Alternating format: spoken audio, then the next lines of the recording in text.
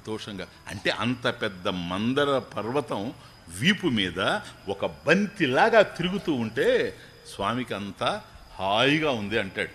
ఆయన యొక్క వైభవాన్ని వర్ణించడం అంతకన్నా ఇంకేం లేదు. ఇప్పుడు చిలికారు వెళ్ళి జరుగుతూ ఉంది. ఇది మధ్యలో ప్లేస్ ఇంకా అమృతం రాలేదే, ఇంకా అమృతం రాలేదే అని అనుకుంటున్నారు. విషం పుట్టింది.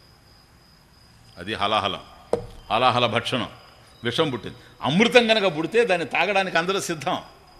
ఇప్పుడు విషం పుడితే వీళ్ళు అన్నారు, మనం ఏదైనా వచ్చిన దాన్ని సమానంగా మనం పంచుకొని అనుభవించాలి కదా. మొదటి విషం పుట్టింది కదా, ఓ రాక్షసులారా, మీరు మొదట మీకే ఇచ్చాం కదా ఇంతకుముందు అవకాశం, ఏది పడగల దగ్గర చేరడానికి. కాబట్టి మీరు ఆ అవకాశం తీసుకున్నారు కనుక ఈ అవకాశం కూడా మీరే తీసుకోండి. ఏది విషపానం అంటే వాళ్ళు అన్నారట, ఒక ఛాన్స్ మాకు, ఒక ఛాన్స్ మీకు. ఆల్రెడీ ఒక ఛాన్స్ మాకు వచ్చేసింది కనుక ఒక అవకాశం, రెండో అవకాశం మీరు తీసుకోండి అని. ఎవరు తాగుతారు? వీళ్ళు బతకాలని వచ్చారు కానీ ఇక్కడికి చావాలని రాలేదు కదా. ఏం చేయాలనో అప్పుడు అర్థం కాలేదు. అప్పుడు కొందరు మహర్షులు అన్నారట, మాట్లాడడానికి మనం అందరం పనికొస్తాం, త్యాగాలు చేయాలంటే మహర్షులు తప్ప మరొకరు కాదు. అలా మహర్షులన్నా చేయాలి, లేకపోతే వాళ్ళ హృదయాల్లో ఉండేటువంటి మహాదేవుడన్నా చేయాలి. ఇంకొకరు చేసేందుకు అవకాశం లేదు.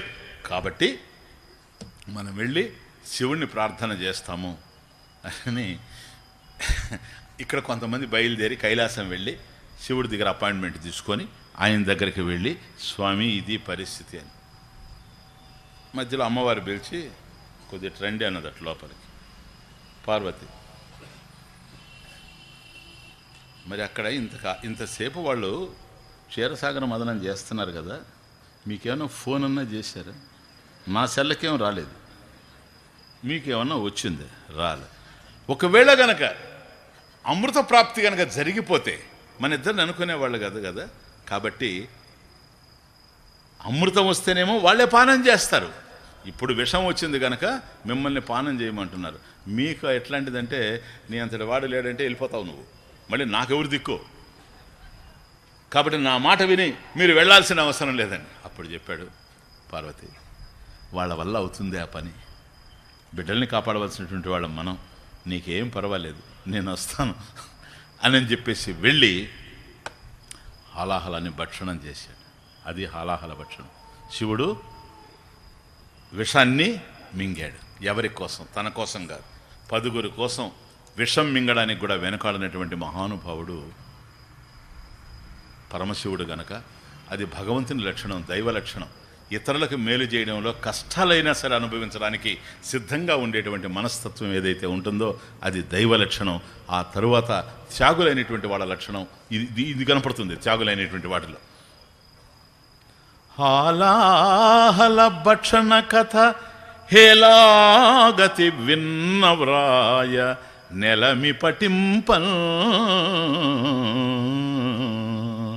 వ్యాళానల వృచ్చికముల పాలై చెడరట్టి జనులు భయ విరహితులై.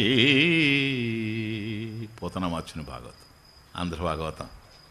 ఎప్పుడైతే ఆయన వెళ్ళి ఆ విషం తీసుకొని పానం చేస్తూ ఉన్నాడో, హలాహలాన్ని, అంత భయంకరమైనటువంటి కాలకోట విషాన్ని శివుడు అలా తీసుకొని పానం చేస్తూ ఉంటే, ఆయన పానం చేసే సమయంలో కొన్ని బొట్లు రాలి భూమి మీద పడ్డాయట.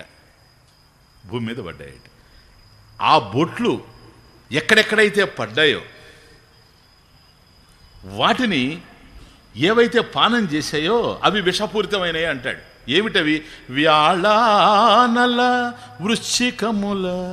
అదే కాబట్టి పాములు, తేళ్ళు, అట్లాగే విషపు తీగలు, ఇవన్నీ కూడా వాటి మీద అది పడేటప్పటికీ కొన్ని విషపు తీగలు ఉంటాయి, తెలియక వాటిని నమిలితే కూడా మనిషి చచ్చిపోతారు.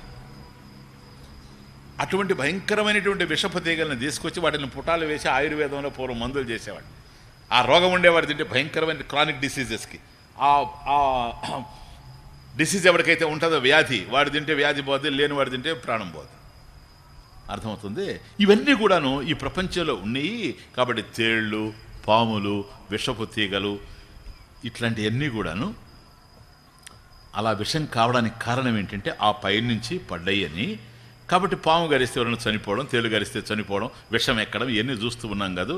కానీ హాలాహల భక్షణ కథ హేలాగతి విన్న వ్రాయ నెలమి పఠింపన్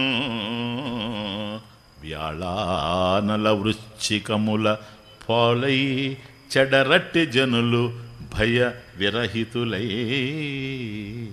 కాబట్టి ఈ హాలాహల భక్షణం అనేటువంటి త్యాగమయమైనటువంటి గాథను శివుడు 10 మంది కోసం ఈ విషపానం చేసినటువంటి అద్భుతమైనటువంటి అమృతమయమైనటువంటి ఈ చరిత్రను ఎవరైతే వింటారో, ఎవరైతే పఠిస్తారో, చదువుతారో, లేక ఎవరైతే దాని గురించి చెబుతారో, లేదా ఎవరైతే దాని గురించి వ్రాస్తారో అటువంటి వాళ్ళకి పాముల వల్ల, తేళ్ల వల్ల, విషాల వల్ల ఏ విధమైనటువంటి అపాయం జరగదు అని భాగవతంలో ఫలప్రాప్తి.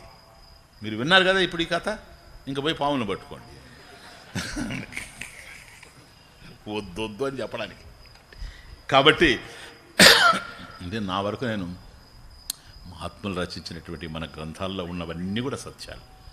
కాబట్టి మనం పోయి పట్టుకోవడం కాదు, వాటి యొక్క బెడద లేకుండా ఉంటుంది అనేది ఒకటి. ఇంకొకటి ఏమిటో తెలుసా, విషాన్ని విరుగుడు చేసి అమృతమయంగా జీవితాన్ని మార్చేది భగవంతుని యొక్క కథ అనేది అర్థం. అంతే, ఇంకేం లేదు. విషాన్ని ఏది విరుగుడు చేయగలదు? అమృతం విడుదల చేయగలదు. అమృతం ఏంటి? భగవత్ కథ. తవ కథామృతం తప్త జీవనం, తవ కథామృతం తప్త జీవనం కవిభిరీడితం కల్మషాపహం శ్రవణమంగళం శ్రీమదాతతం శ్రవణమంగళం శ్రీమదాతతం భువి గృణంతి భూరిదా జనాః తవ కథామృతం తప్త జీవనం కవిభిరీడితం